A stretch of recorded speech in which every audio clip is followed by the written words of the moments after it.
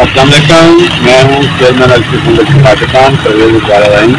जैसा कि आपको पता है कि इस वक्त सर्दी का मौसम स्टार्ट हो चुका है और बहुत ठंड हो रही है और कराची शिद्दतुल्लाह में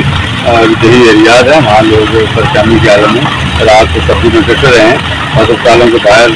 पुरसाने हाल पड़े हुए हैं। तो एलसी फाउंडेशन की तरफ से मैसेज है ताकि आएँ, एलसी फाउंडेशन का साथ दें और जो लोग